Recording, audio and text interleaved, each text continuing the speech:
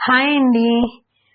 ఈరోజు నేను కూడా మా ఫ్రెండ్స్ కలిసి గుడిమెట్ల డైమండ్ హంటింగ్ కోసం వెళ్దామని డిసైడ్ చేసుకున్నాను. నేనైతే మా ఇంటికాడ నుంచి 10 o'clockకి బయలుదేరి 10:45 కల్లా ఇక్కడ వచ్చి వెయిట్ చేస్తున్నాను.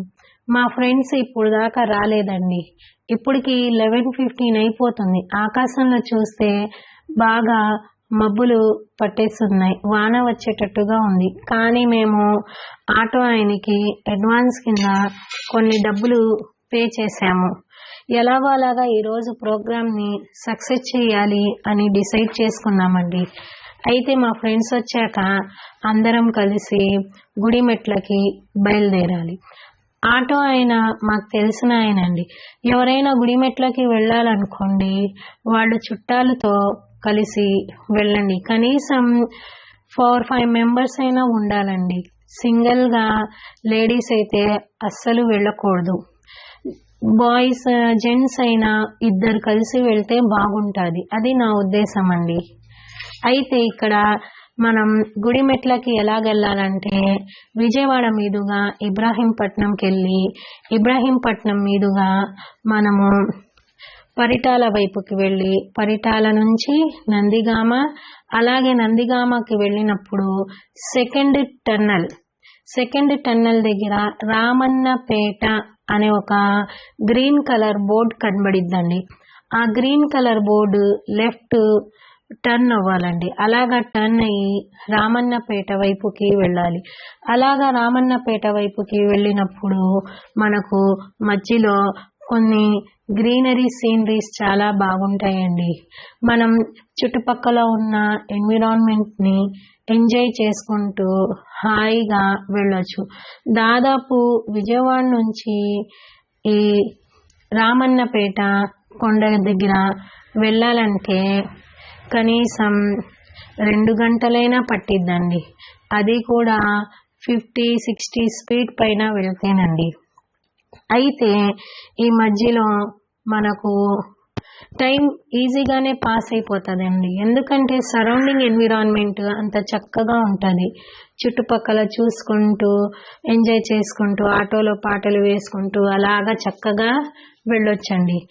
అయితే ఇక్కడ మనకు ఒక విషయం గమనించాల్సింది ఏంటంటే, మనము ఊరికి వెళ్తున్నప్పుడు మాతో కంపల్సరీగా ఒక ORS డబ్బా అయినా లేకపోతే నీళ్ళ క్యాన్ కంపల్సరీగా తీసుకుని వెళ్ళాలండి. ఎందుకంటే అక్కడ ఏమీ దొరకవండి.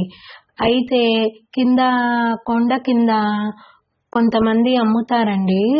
డబ్బులు ఎక్కువ అవుతాయండి అక్కడ కొనుక్కోవాలంటే. చాలా వరకు పాపం వాళ్ళు ప్రొవైడ్ చేయడానికి ట్రై చేస్తూ ఉంటారు. అయితే ఒక ముఖ్య గమనిక ఏంటంటే, ఎప్పుడు లేడీస్ ఒంటరిగా వెళ్ళకూడదండి. చుట్టుపక్కల మొత్తం కొండలే అడవిలాగా ఉంటుంది. చూస్తుంటే చాలా భయం వేస్తూ ఉంటుంది. అస్సలు వెళ్ళకూడదండి. పెద్దవాళ్ళు ఒక 50 సంవత్సరాలు క్రాస్ అయిన వాళ్ళు 2-3 కలిసి వెళ్ళొచ్చండి. అయితే యంగ్ ఏజ్లో ఉన్న వాళ్ళైతే అస్సలు వెళ్ళకూడదండి. ఫ్యామిలీ మెంబర్స్తోనే కలిసి వెళ్ళాలండి. నా ఉద్దేశం అయితే అది. అలాగే మనం జెంట్స్ అయితే 3-4 లేకపోతే 2 కలిసి వెళ్ళొచ్చండి. రామన్నపేటకి వెళ్ళేటప్పుడే మధ్యలో మీకు ఏమైనా కావాలనుకుంటే కొనుక్కొని బ్యాగ్లో వేసుకోండి. మీతో కంపల్సరీగా అట్లీస్ట్ 3 లీటర్స్ వాటర్ అయినా అవసరం పడిందండి. దాహం అలాగేసిది. కొండ ప్రాంతం కదండి, చాలా ఎండగా ఉంటుంది. చుట్టుపక్కల ఏమీ దొరకవు. దాహం వేసేస్తూ ఉంటుంది. అయితే మనము ఇక్కడ వెళ్తున్నప్పుడు చాలా మందిని చూస్తాం. రామన్నపేట కొండని వజ్రాల కొండ అని కూడా అంటారండి. అక్కడ మనకు చాలా వరకు క్రిస్టల్స్ అలాగే డైమండ్స్ దొరుకుతాయి అని. ఈ రామన్నపేట కొండని మనము గుడిమెట్ల కొండ అని కూడా అంటారండి. గుడిమెట్ల పైనుంచే వెళ్ళాలండి ఆ రామన్నపేట కొండకి.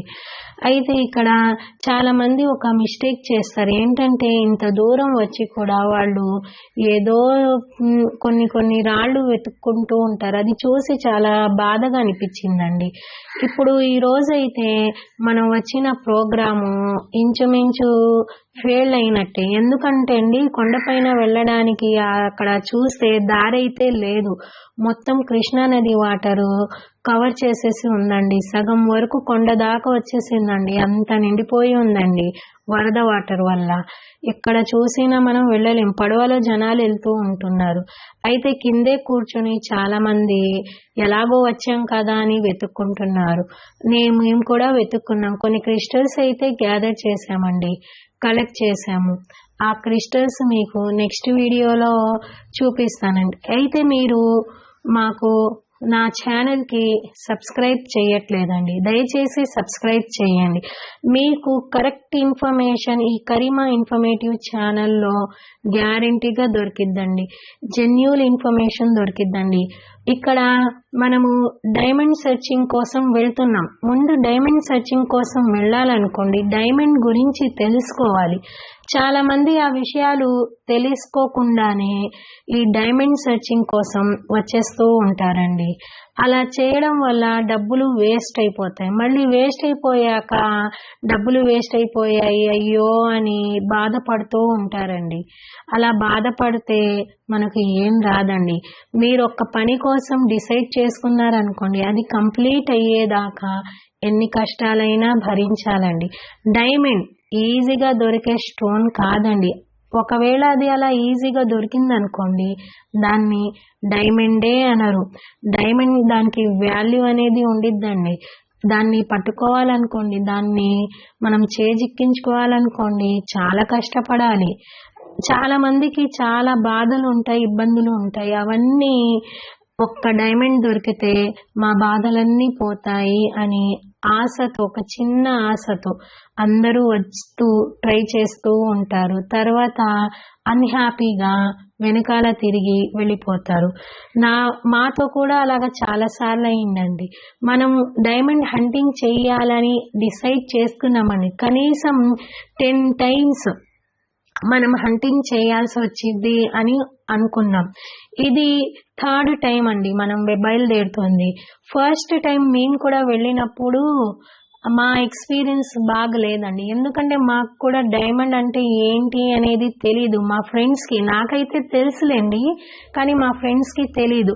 వాళ్ళు ఏం చేశారు, అక్కడ వెళ్ళి చుట్టుపక్కల వాళ్ళకి దొరికిన ప్రతి రాయిని డైమండ్ అని అనుకొని, మెరిసే ప్రతి రాయిని డైమండ్ అని అనుకొని ఆ బాక్స్ లో వేసుకున్నారండి. కానీ అవి డైమండ్స్ కావండి. డైమండ్స్ కి కొన్ని లక్షణాలు ఉంటాయి. ముందు డైమండ్ హంటింగ్ చేయాలి అని అనుకున్న వాళ్ళు డైమండ్ యొక్క లక్షణాలని కనుక్కోవాలి. అది ఎలాగుంటది అనేది తెలుసుకోవాలండి. మనము వెళ్ళినప్పుడు ఆ కొండ ప్రాంతంలో చాలా క్వార్ట్జ్ క్రిస్టల్స్ ఉంటాయండి. ఆ క్వార్ట్జ్ క్రిస్టల్స్ కూడా చూస్తుంటే చక్కగా మెరుస్తూ ఉంటాయి. రంగురంగు రైన్బోస్ ని చూపిస్తూ ఉంటది, రంగురంగుల రైన్బోస్ ని చూపిస్తూ ఉంటాయి. చక్కగా ఉంటాయండి. బహుశా దాని వల్లనే ఏమో ఆ కొండకి వజ్రాల కొండ అని కూడా పేరు వచ్చింది అని అనుకుంటున్నా నేను. ఆ పాత కాలంలో అయితే ఎలాంటి టెస్టింగ్ మెషిన్స్ అవి ఉండేవి కావు కదా, కాబట్టి వాళ్ళు దాన్ని వజ్రాల కొండ, వజ్రాలు వజ్రాలు అని పిలుస్తూ ఉంటారేమో. అదే మేము ఇప్పుడు కూడా ఫాలో అవుతున్నాం. కానీ టెస్టింగ్ మిషన్స్ వచ్చేసాక అన్ని పర్ఫెక్ట్ గా మనకు తెలిసిపోతున్నాయండి. అయితే డైమండ్ గురించి కొన్ని విషయాలు మీరు ముందుగానే గమనిస్తే బాగుంటది. అన్ని రాళ్ళు డైమండ్స్ అవ్వవండి.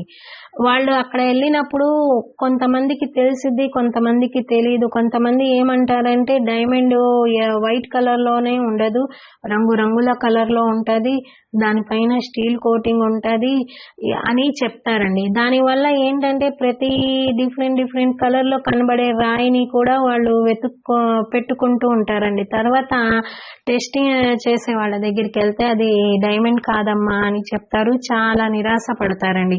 ముందు డైమండ్ గురించి తెలుసుకోండి. మీకు డైమండ్ గురించి తెలియాలనుకోండి, నేను నెక్స్ట్ వీడియో చేస్తాను, అప్పుడు మీకు కంప్లీట్ గా అర్థమవుతుంది. ముందు మనము గుడిమెట్ల నుంచి రామన్నపేట వజ్రకొండకి వెళ్తున్నాం. ఇక్కడ ఈ కొండ పైన వచ్చినప్పుడు నేను గమనించింది ఏంటంటే, యాక్చువల్ గా కొండ కదా, ఎత్తులో ఉంటది కదా, వరద నీళ్లు అక్కడ దాకా రావులే అని అనుకున్నామండి అందరం. కానీ ఇక్కడికి వచ్చి చూస్తే ఏముంది, కొండ సగ భాగం దాకా వాటర్ వచ్చేసిందండి. దానివల్ల మనం కొండపైనకి వెళ్ళలేకపోయాం. యాక్చువల్గా డైమండ్స్ అంట ఎక్కువగా కొండపైనే దొరుకుతాయి అంటండి. అయితే చాలా మంది ఎలాగో వచ్చాం కదా అని వాళ్ళు ఏం చేశారంటే, కొంతమంది వాటర్ వల్ల భయపడిన వాళ్ళు కిందే కూర్చొని డైమండ్స్ హంటింగ్ చేసుకుంటున్నారు. చూడండి, మీకు చుట్టుపక్కల మొత్తం కనబడిద్ది ఈ వీడియోలో. దాదాపు 200 మంది దాకొచ్చారండి.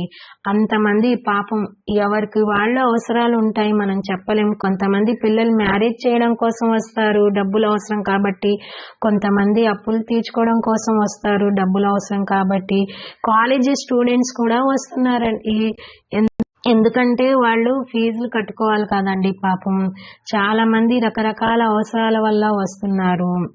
అయితే నేను దేవుడితో ప్రే చేస్తాను, అందరి ఆశలు కంప్లీట్గా దేవుడు వినాలి అని. అయితే డైమండ్ అనేది ఈజీగా దొరికే స్టోన్ అయితే కాదండి. దానికోసం కొన్ని గుర్తులు ఉంటాయి. ఆ గుర్తులు ఏంటంటే, మనకు మెయిన్ ప్లేస్ అది ఎక్కడ పడితే అక్కడ దొరకదండి. మనము గుంతలు తవ్వేస్తూ ఉంటాము అక్కడ, అయితే అక్కడ పిచ్చి పిచ్చి రాళ్ళు ఏవో కనబడుతూ ఉంటాయి. అవన్నీ జనాలు బాక్స్లో వేసుకుంటూ ఉంటారు. తర్వాత వెళ్ళి చూపిస్తారు. తర్వాత ఏమో అవి డైమండ్స్ కావు అంటారు. కొన్ని గుర్తులు ఉంటాయండి. ఆ గుర్తులు కనుక మనం గమనిస్తే అక్కడ మనకు డైమండ్ దొరకడానికి ఛాన్సెస్ ఉంటాయి. ఎలాంటి గుర్తులు అవి? క్రిస్టల్స్ దొరికే ప్లేస్. ఇప్పుడు గుడిమెట్లలో డైమండ్స్ ఎందుకు దొరుకుతున్నాయి? ఆ కొండపైన వాన పడినప్పుడు ఆ కొండపైన ఆ కొండ మట్టి కరిగిపోయి దాంట్లో ఉన్న క్రిస్టల్స్ అన్ని జారుకుంటూ పొలాల వైపుకు వచ్చి కృష్ణానదిలో కలిసిపోయి, అలాగ కృష్ణానది తీర ప్రాంతాల్లో ఉన్న పొలాల్లో వాటర్ వచ్చేస్తుంది కదండి. ఆ వాటర్ వల్ల అక్కడ డైమండ్స్ అన్ని ఇరుక్కుపోయి ఉంటాయి. అలాగా మనకు పరిటాల్లో, గుడిమట్లలో, మనకు కృష్ణా తీరాన్న ప్రతి చోట కూడా డైమండ్స్ దొరకడానికి ఛాన్సెస్ ఉంటాయి. డైమండ్ చూడ్డానికి క్రిస్టల్ లాగా ఉంటుందండి. క్రిస్టల్ లాగా క్లియర్గా ఉంటుంది. అది లైట్ ఎనర్జీని రిఫ్రాక్ట్ చేసిద్ది, అలాగే రిఫ్లెక్ట్ చేసిద్ది. రిఫ్లెక్ట్ అంటే ఎలాగండి? మనకు ఒక క్రిస్టల్స్ హారాలు ఈ రోజుల్లో ఫ్యాన్సీ షాపుల్లో చాలా రేట్లకి అమ్ముతూ ఉంటారండి. వైట్ క్రిస్టల్ హారాలు. అవి ఎలా మెరుస్తూ ఉంటాయి? అలాగా డైమండ్ మెరుస్తూ ఉంటుంది. అది మట్టిలో ఉన్నప్పటికీ పైన మట్టి తగిలినా కూడా దాన్ని మనం క్లీన్ చేసినప్పుడు అది క్లియర్గా చకచకా మెరుస్తూ ఉంటుంది. ఎప్పుడైతే అలాంటి స్టోన్ కనబడిద్దో అదే డైమండ్. అయితే మనకు ఇక్కడ చాలా వరకు క్వార్ట్జ్ క్రిస్టల్స్ కూడా స్టీల్ కోటింగ్ ఉండి మెరుస్తూ ఉంటాయి. అవి డైమండ్సా కావా అని చాలా డౌట్స్ వచ్చింది. నాకు కూడా డౌట్ వచ్చింది, ఎందుకంటే నేను కూడా ఫిజిక్స్ చదువుకున్నాను. అయితే నేను ఒక విషయాన్ని గమనించాను. ఈ క్రిస్టల్స్కి ఏంటి డిఫరెన్స్ డైమండ్తో పోల్చినప్పుడు అంటే, క్రిస్టల్కి మనకు 6 ఫేసెస్ ఉంటాయి. ఎన్ని ఉంటాయి? 6. అదే డైమండ్కి ఉందనుకోండి 4 ఫేస్లు ఉంటాయి అన్నమాట. 4 పలకలు ఉంటాయి, 6 ఉండవు. 6 ఉంటే కనుక అది క్రిస్టల్. జ్యువెలరీస్లో వేసుకునే క్రిస్టల్స్ అన్నమాట అవి కూడా మనం కలెక్ట్ చేసుకుంటే బంగారపు వ్యాపారి వాళ్ళు కొనుక్కుంటారండి. అయితే వాళ్ళు 3 kgs 5 kgs చొప్పున కొనుక్కుంటారండి. ఆ క్రిస్టల్ యొక్క క్వాలిటీని బట్టి వాళ్ళు డబ్బులు ఇస్తారంటండి. అయితే మనము ఇక్కడ డైమండ్కి 4 ఫేస్లు ఉంటాయి. 4 ఉంటాయండి. దానిపైన యూవీ రేస్ కనుక మనం వేస్తే ఆ డైమండ్ అనేది ఆ యూవీ రేస్ ని అబ్జర్వ్ చేసుకొని మొత్తం ఫ్లోరెసెంట్ ఎఫెక్ట్ ని చూపించిందండి. మొత్తం బ్లూ కలర్ ఎనర్జీ, ఒక చిన్న లైట్ ఎనర్జీ పంపిస్తే మొత్తం మొత్తం diamond blue colour light energy bulb లాగా కనబడిద్దండి. అది మనం ఇంట్లోనే టెస్ట్ చేసుకోవచ్చండి. అంత అవసరం లేదండి, చూడ్డానికి మనకు ఈజీగా అర్థమైపోతాయి. ప్రతి రాయి డైమండ్ అవ్వదండి, డైమండే డైమండ్ అవుతుంది. దాన్ని ఎలాగా ఐడెంటిఫై చేయాలి? మనం సన్ రేస్ లో పెట్టినప్పుడు అది మెరుస్తూ ఉంటది, చకచక మెరుస్తూ ఉంటది, లైట్ ఎనర్జీని రిఫ్లెక్ట్ చేసిద్ది, అలాగే రీఫ్రాక్ట్ కూడా చేసిద్ది. దాంట్లో మనకు త్రిభుజ ఆకారంలో ఉన్న డిజైన్ కనబడిద్ది. అది పచ్చి డైమండ్ అయినా కానివ్వండి, త్రిభుజ ఆకారంలో ఉన్న డిజైన్ అనేది పై సర్ఫేస్ పైన కూడా కనబడిద్ది, అలాగే లోపల కూడా కనబడిద్ది. నా వీడియో చూసినందుకు థ్యాంక్స్ అండి. మీరు నా ఛానల్ని సబ్స్క్రైబ్ చేయట్లేదు. నెక్స్ట్ వీడియోలో మీకు ఈ క్రిస్టల్ గురించి కూడా ఎక్స్ప్లెయిన్ చేస్తాను. అలాగే నేను డైమండ్ గురించి కూడా ఎక్స్ప్లెయిన్ చేయడానికి ట్రై చేస్తానండి. అయితే